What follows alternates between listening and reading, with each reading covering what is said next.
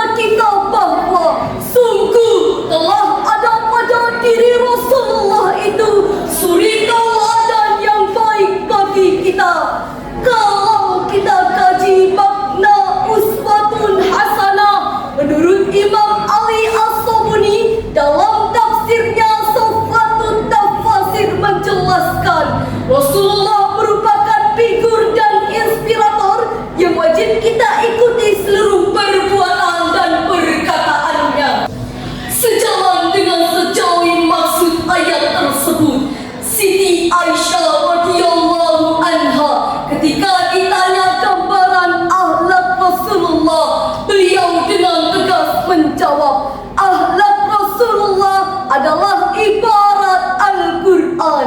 Maksud Maksudnya adalah akhlak Rasulullah adalah seluruh pelajaran yang terdapat pada Al-Quran. Hadirin dan pemirsa yang dirahmati Allah, ada sebuah kisah tentang keteladanan Nabi Muhammad SAW, dan ini akan menjadi inspirator bagi kehidupan. Ada seorang laki-laki tua di pasar. Ia selalu mencaci maki Rasulullah. Akan tetapi Rasulullah anaknya sangat mulia. Beliau sangat sabar dalam menghadapi umatnya. Rasulullah sudah tahu kalau ia dicaci maki, namun Rasulullah bukanlah benci, akan tetapi malah menyayangi. Bahkan Rasulullah menyuapi kakek tua itu dengan suapan yang sangat halus dan dengan kelembutan hati yang sangat ikhlas. Pada suatu ketika Rasulullah SAW wafat. Para keluarga dan sahabat sangat bersedih. Apalagi Abu Bakar As-Siddiq. Abu Bakar meneruskan dan melanjutkan apa yang telah dilakukan Rasulullah. Salah satunya yaitu membawakan bubur kepada kakek tua yang ada di pojok pasar. Ketika Abu Bakar menyuapi kakek tua itu, kakek tua langsung memuntahkan bubur tersebut, dan kemudian kakek tua itu berkata, "Mana orang yang selalu menyuapiku dengan suapan yang sangat halus dan kelembutan hati yang sangat ikhlas?" Seketika Abu Bakar langsung menangis, dan Abu Bakar berkata, "Orang yang selalu menyuapimu dengan kelembutan yang sangat halus telah meninggal dunia." Kemudian kakek itu berkata lagi, "Siapa dia?" Dijawab oleh Abu Bakar, "Dia adalah Rasulullah SAW." Seketika itu kakek tua itu langsung menangis dan menyesali seluruh perbuatannya, karena setiap harinya telah menghina dan mencaci maki Rasulullah. Dan pada akhirnya kakek tua itu pun masuk Islam. Dari cerita tersebut dapat diambil makna bahwa Rasulullah merupakan figur dan inspirator yang baik dan bisa kita aplikasikan dalam kehidupan sehari-hari. Dari cerita tersebut juga kita bisa tahu bahwa Rasulullah sangat sayang kepada umatnya.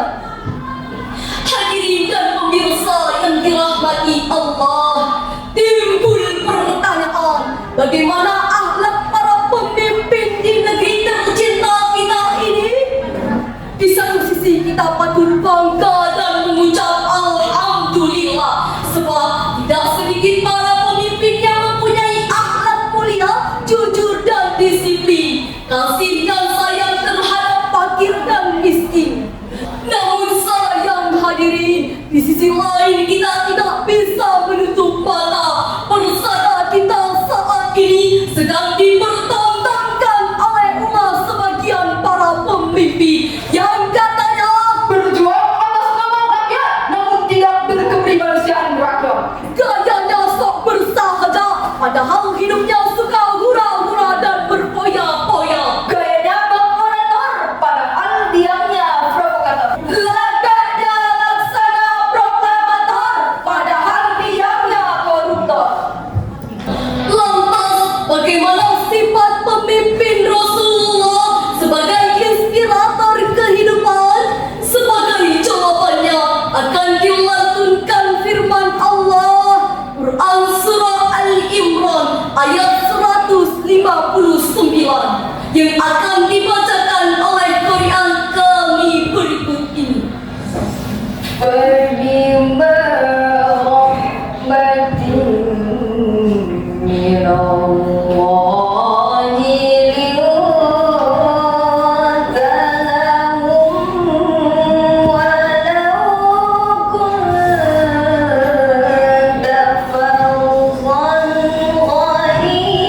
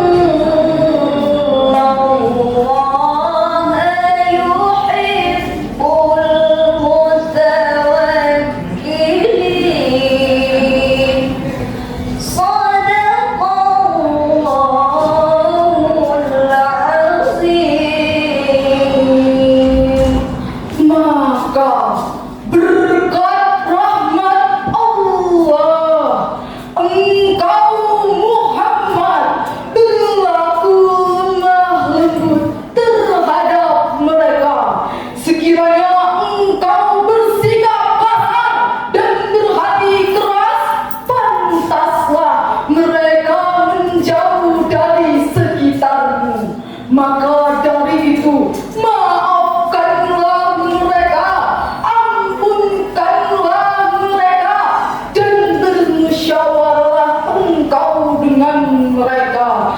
Dan kalau kau telah membulatkan tekad, maka bertawakallah engkau kepada Allah. Sungguh Allah mencintai orang yang bertawakal. Maha besar Allah dengan segala firman-Nya. Hadirin dan pemirsa yang dirahmati Allah, Profesor Dr. Quraisy Shihab dalam tafsir Al-Misbah menjelaskan ayat ini mengandung 3 cara Rasulullah yang berisi pesan moral untuk para pemimpin sebagai inspirator kehidupan. Pertama, Rasulullah senantiasa bersikap lemah lembut baik terhadap kawan maupun lawan. Dengan demikian, para pemimpin juga harus bersikap mempunyai kasih sayang terhadap rakyatnya dan senantiasa belas kasih terhadap konstitusinya. Kedua, Rasulullah senantiasa bersikap lapang dada, mudah memahami